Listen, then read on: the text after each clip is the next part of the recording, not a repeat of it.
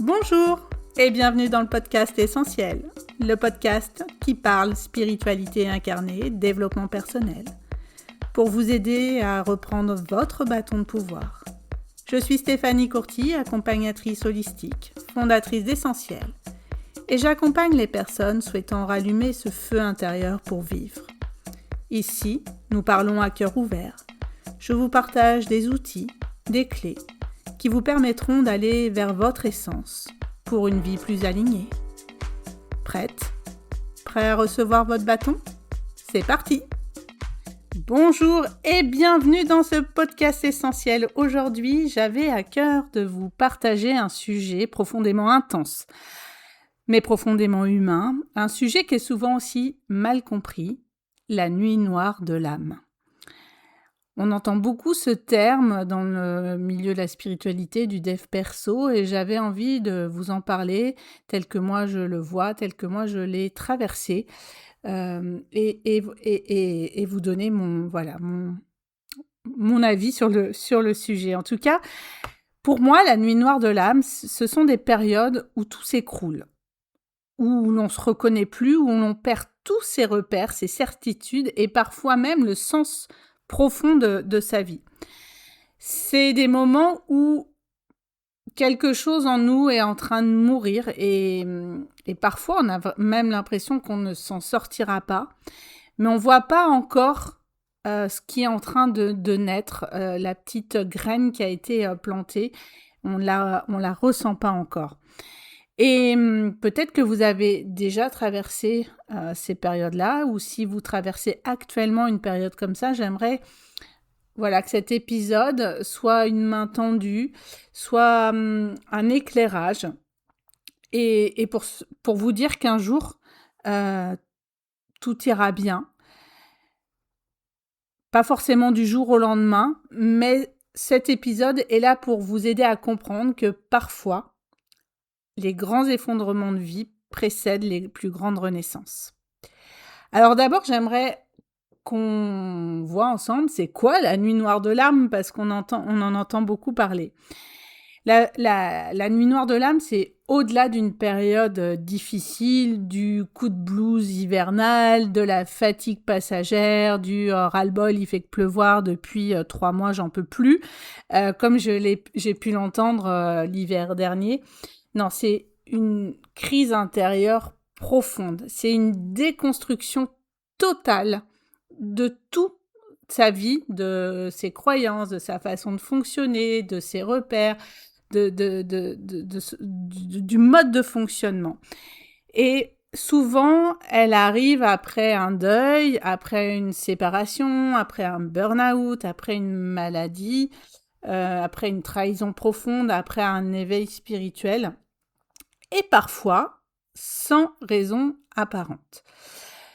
Moi perso, je l'ai clairement connu après le décès de mon mari, en janvier 2019, où du jour au lendemain, j'ai vraiment traversé, j'ai fait la traversée du désert, où je ne trouvais plus de sens, je n'avais plus de repères.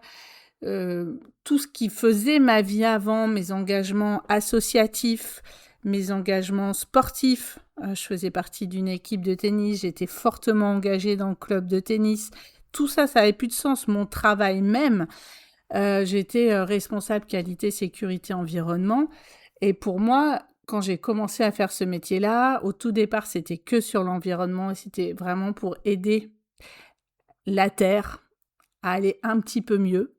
Et puis est venue la sécurité, étant donné que j'étais en industrie, pour aider les hommes à avancer dans leur travail sans avoir d'accident ou sans développer de maladies pro.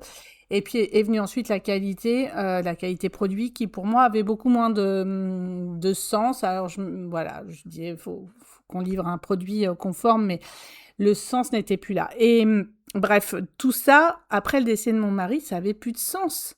J'étais dans un milieu industriel qui s'en foutait carrément de mon boulot. Enfin voilà, je n'avais plus de sens. L'homme que j'aimais était parti. Je me retrouvais toute seule avec mes enfants. Tout ce qui me faisait vibrer avant ne me nourrissait plus à l'instant T. Et donc, quand on traverse une nuit noire de l'âme, c'est ça. C'est-à-dire qu'on peut avoir l'impression que plus rien ne fait sens pour soi, que ce que je vous disais, en fait, ce qui me faisait vibrer avant, ce qui nous faisait vibrer avant, ne nous nourrit plus, qu'on se sent complètement vide, perdu, complètement, en décalage avec les autres, d'une hypersensibilité plus et émotionnellement à fleur de peau. Et parfois, les personnes qui traversent ces nuits noires de l'âme peuvent aussi ressentir une immense fatigue. Et quand on est dans des périodes émotionnellement intenses, on ne parle pas assez de la fatigue émotionnelle, mais vraiment une immense fatigue, des angoisses, des réveils nocturnes, un besoin de solitude, mais à ne plus vouloir voir personne.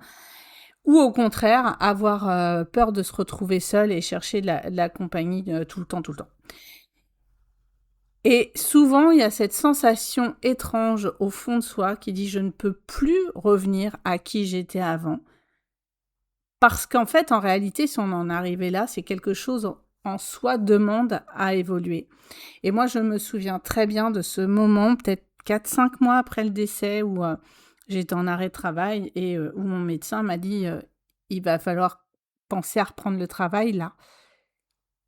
Et je me suis dit mais non, c'est pas possible, je ne peux pas revenir dans ce travail, je ne peux pas revenir à ma vie d'avant, c'est pas possible. Au-delà de la tristesse du deuil, c'est que je ne pouvais pas revenir à cette vie d'avant, c'était impossible, c'était une question de survie. Ouais, j'ai même dit, je me souviens avoir dit à ma mère, c'est une question de vie ou de mort. Si je retourne dans ma vie d'avant, je suis morte. Je vais m'éteindre à petit feu. Je vais finir en burn-out, je vais développer une maladie, c'est pas possible.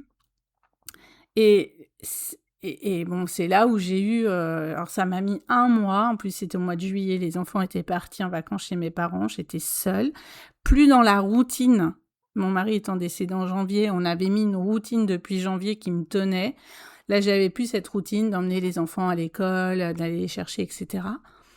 À devoir prendre cette décision, j'ai passé 1 mois seule dans ma maison où je sortais juste dans ma campagne pour aller promener mon chien. Je n'ai vu personne pendant 1 mois. Il y a un ami qui est passé parce qu'il s'inquiétait, qui est passé prendre un verre, c'est tout. J'ai passé 1 mois au lit à pleurer, à me dire mais qu'est-ce que je fais ? J'ai touché le fond en ce mois de juillet 2019. Bref, pourquoi ces périodes arrivent ? On peut dire que spirituellement, en fait, la nuit noire de l'âme vient casser les illusions. Elle vient faire tomber les masques qu'on pouvait se porter avant, les conditionnements qu'on a pu avoir, familiaux, transgénérationnels, les rôles qu'on jouait tout simplement, et aussi les blessures qu'on voulait surtout pas regarder. Parce que très souvent, en fait, on s'est construit sa vie en fonction de qu'est-ce qu'on attend de nous, de la peur du rejet, de la peur de l'abandon, ce besoin d'être aimé, ce besoin de contrôle. Enfin, vous savez, avec les 5 blessures de l'âme, je vous invite à aller réécouter l'épisode. Mais on s'est construit en fonction aussi de ces blessures. Et à un moment donné, l'âme, elle peut plus continuer ainsi. Voilà, c'est pas possible de continuer ainsi. Et donc, la vie nous amène des épreuves, nous pousse à regarder en face ce qui n'est plus aligné. Clairement, j'avais eu, moi, plein de messages avant. Mon corps, je dis souvent, j'ai fait un burn-out en 2013, j'avais lumbago sur lumbago, donc je savais que et je me souviens me dire, mais qu'est-ce que je vais faire de ma vie ? Et ça, bien avant le décès de mon mari. Donc, je savais que ma vie n'était plus alignée. Mais je savais, j'étais pas capable à ce moment-là. Et donc, parfois, la vie nous amène des événements violents, parce que l'ego, en fait, veut garder ce contrôle-là, veut comprendre, veut l'ego, le mental, hein, il veut comprendre, il veut maîtriser, il veut tout prévoir. Et donc la vie nous amène la nuit noire de l'âme qui nous oblige à lâcher, qui nous pousse dans de tels retranchements que ça nous oblige à arrêter, à nous poser et à arrêter d'être en mode survie pour commencer à vivre pleinement. Et vraiment, ce mois de juillet 2019, j'ai cru ne jamais me relever. Je me souviens m'être dit, punaise, j'ai tenu 6 mois. Ça fait 6 mois que je tiens après le décès. Je pensais que ça allait mieux. En fait, ça ne va. C'est pire, en fait. Je pensais pas pouvoir retomber plus bas que j'avais été 6 mois auparavant au moment du décès. Mais avec le recul, et paradoxalement aussi, cette période-là, qui semble si destructrice, si dévastatrice, c'est profondément initiatique. Et c'est un vrai passage. Mais pendant cette traversée, il y a beaucoup de confusion. Et moi, ce mois de juillet 2019, je me suis sentie complètement isolée, incomprise aussi, coupée des autres, et incapable d'expliquer ce que j'étais en train de vivre. Et vous savez, après un décès, dans les semaines et les premiers mois qui ont suivi le décès, j'ai eu beaucoup de monde qui m'appelait, beaucoup de monde qui me sollicitait en me disant « Tiens, on va marcher, on va boire un verre, etc. » Même un peu trop, je pense, parce que j'avais pas le temps forcément de me poser. Et puis, les gens reprennent leur vie, ce qui est normal. Et puis, 6 mois après, je me suis retrouvée quand même assez seule, avec que quelques amis encore autour de moi. Et ce mois de juillet, vraiment, il y avait plus personne. J'étais incapable d'appeler qui que ce soit à l'aide. J'étais mais au fond du trou. Il y a même des personnes qui ont l'impression de devenir folles, mais vraiment. Alors qu'en réalité, c'est simplement à l'intérieur que tout est en train de se transformer. Et donc, dans ces moments-là, il peut y avoir des prises de conscience qui sont très fortes. Et c'est là où je me suis dit, bon, là, j'arrête. Je pose ma dème, et puis advienne que pourra. De toute façon, je ne peux pas retourner dans cette vie-là. Il peut y avoir aussi des souvenirs qui remontent, des souvenirs complètement refoulés qui refont surface, des émotions aussi enfouies depuis des années et des années, des changements de perception, et puis une hypersensibilité, un développement de ses capacités énergétiques ou intuitives. Et souvent, tout ce qui n'est plus aligné, tout ce qui ne vibre plus à soi, tout ce qui n'est plus juste, est plus possible à supporter. Donc, les relations qui étaient en déséquilibre, les faux semblants, les environnements toxiques, le fait de s'oublier, soit de se trahir, c'est plus OK. Et c'est vrai que moi, il y a eu un avant et un après ce mois de juillet. Donc, mois de juillet, je suis restée toute seule. J'ai réussi à la fin du mois de juillet, juste avant de partir en vacances, de me dire « Allez, j'appelle mes patrons » pour leur demander une rupture conventionnelle qu'ils ont acceptée. Je les remercie vraiment. Et ensuite, je suis partie au mois d'août en Grèce avec mes parents, ma sœur et mes enfants. Ça faisait des années que je n'avais pas été en Grèce, et pour ceux qui me suivent, vous savez que la Grèce, c'est mon pays de cœur, c'est mon pays où je me sens chez moi. Et quand j'ai posé le pied en Grèce, j'ai fait « Waouh, je suis à la maison ». Et tout le mois, et vous voyez, j'ai des émotions qui remontent en pensant à ce mois d'août. Tout ce mois d'août a été d'une douceur après une traversée de cette nuit noire de ce mois de juillet qui a été épouvantable. Je revoyais la lumière. Et pendant ce mois d'août, j'ai fait énormément de yoga, je faisais de la méditation tous les jours. J'ai mis en place des routines, des choses qui me faisaient du bien et qui me faisaient évacuer toutes ces émotions et toutes ces prises de conscience. Alors moi, ma nuit noire de l'âme, de cette intensité-là, elle a duré 1 mois. Ça peut bien sûr durer plus ou moins longtemps. Ça dépend vraiment des personnes, des prises de conscience, d'acter aussi des choses. J'aurais pu ne pas réussir à appeler mes patrons et continuer à vivre dans ce truc-là, pendant des mois, des semaines et des semaines, voire des mois. Et le fait, en fait, le fait d'acter, de dire: «Bon allez, maintenant je prends la décision, je démissionne, je vais me retrouver toute seule au chômage avec les 2 enfants, mais on verra». Et ben, l'univers derrière, il m'a fait plein de cadeaux et tout s'est réaligné. Je me suis remise à la bonne fréquence. Il y a eu toutes ces prises de conscience et c'est reparti. Et donc la nuit noire de l'âme, elle agit vraiment, bah, ça fait, ouais, comme un feu intérieur qui peut être vraiment, tout dévaster, tout brûler pour que repartir de zéro. Et sur le moment, ça peut faire mal, très, très, très, très, très mal.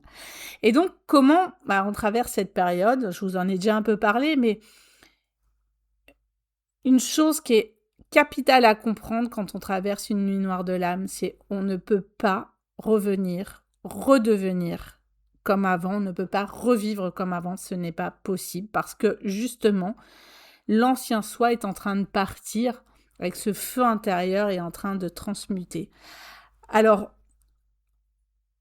plutôt que de lutter contre ce processus, de dire ah, qu'est-ce qui se passe là, c'est d'accueillir ce qu'il est, de ralentir, de ralentir, de ralentir, de se reconnecter à son corps. Je le répète toujours pendant les séances, mais le corps, c'est notre antenne géante. Et donc de réécouter son corps, il va nous parler. Bien sûr, de se faire accompagner par un psy, par un thérapeute, bien sûr, par voilà, des personnes qui vont être là pour vous aider à cheminer dans cette traversée et en tout cas de ne pas rester seul avec tout ça. Et puis, bah, d'arrêter de dire, «Ça va passer tout seul et je suis forte, ça va le faire». Non, une nuit noire de l'âme, ça a besoin de tout brûler à l'intérieur pour repartir à zéro. Et donc les pratiques qui peuvent t'aider, j'en ai parlé, mais bon, c'est la méditation qui pour moi a été, mais ça a été, c'est pour ça que j'ai à cœur de transmettre, lors des cercles de méditation parce que la méditation, ça m'a tellement aidée sur tellement de plans. L'écriture, et voilà, d'avoir un journaling, de déposer toutes ces émotions, des soins des soins énergétiques, des soins, ça peut être aussi de repasser par le corps avec des massages, d'être en nature, d'aller se connecter à l'eau aussi, qui peut, ramener beaucoup de douceur, de faire beaucoup de respiration, d'essayer d'aller se reconnecter à sa créativité. Alors parfois, ça peut être compliqué parce que quand on est complètement HS, vide d'énergie, c'est compliqué, d'aller se reconnecter à sa créativité. Mais, pour ceux et celles qui y arrivent, ça peut être un bon moyen. En tout cas, c'est pas il faut pas fuir, il faut remettre en place des choses qui viennent nous nourrir et de traverser en conscience, tout ça. Parce que la guérison, avec des guillemets, ne vient pas en contournant ses blessures, en fuyant, mais en les rencontrant et en les transmutant. Et même si on le voit pas immédiatement, il y a toujours un avant et un après une nuit noire de l'âme. Et on ne ressemble que rarement, voire jamais à la personne à qui on était avant. Après une nuit noire de l'âme, beaucoup de personnes deviennent plus authentiques, plus alignées, plus intuitives, plus sensibles à l'essentiel, à qu'est-ce que c'est que la vie, qui sont moins dans le contrôle et plus connectées à elles-mêmes. Et souvent, c'est des personnes qui arrêtent de vivre pour correspondre aux attentes, aux injonctions, à ce qu'on attend d'elles. Et elles commencent à vivre pour leur vérité intérieure, pour leur authenticité. Et tout ça, ça devient même vivant. Donc ça veut pas dire que pour être authentique, dire les choses, il faut vivre une nuit noire de l'âme. Non, non, non. Si vous pouvez éviter de passer par une nuit noire de l'âme, allez-y. La nuit noire de l'âme, c'est vraiment de dire: «Mais là, tu es allé trop loin dans un chemin qui ne te correspond pas». On te secoue le cocotier pour que tu reviennes dans le bon chemin. Donc, s'il y a ces prises de conscience avant et ces réalignements avant, eh ben, ça peut se faire beaucoup plus en douceur. Si j'avais écouté après mon burn-out en 2013 les choses, peut-être que j'en serais pas arrivée là en 2019. Et que de 2013 à 2019, je n'ai été qu'en mode survie et je n'ai que très peu de souvenirs de cette période-là, tellement j'étais en mode survie, tellement mon système nerveux était en PLS en fait. Donc, la nuit noire de l'âme n'est pas un passage obligé pour se rencontrer. Et c'est parfois ce qu'on entend dans le milieu spirituel avec lequel je ne suis pas du tout d'accord. Et pour moi, par exemple, toutes les jeunes générations, là, les années fin 90, 2000, que j'ai en séance, ce sont des jeunes qui prennent conscience des choses, qui ont un éveil beaucoup plus tôt que nous et qui font le taf beaucoup plus tôt.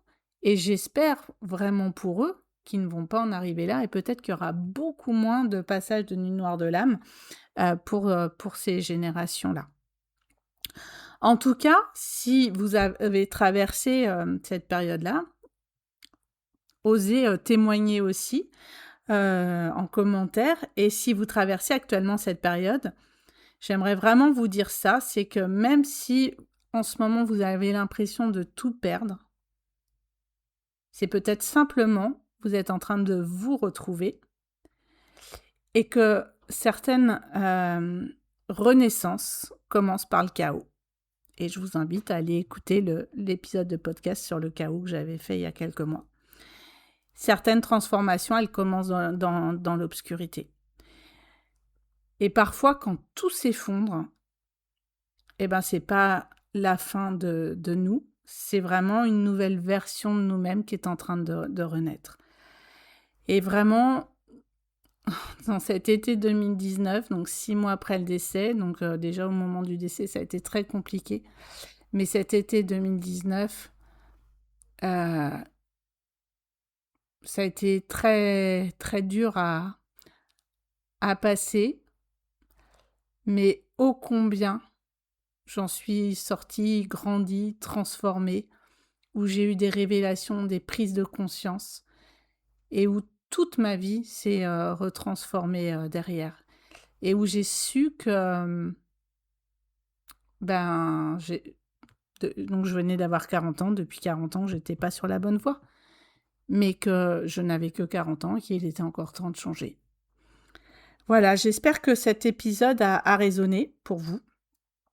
Osez le partager autour de vous, osez laisser un commentaire, un petit pouce, un petit like pour aider le podcast à se faire connaître. Je vous remercie pour votre écoute. Je vous souhaite une très très très belle journée et je vous dis à très vite.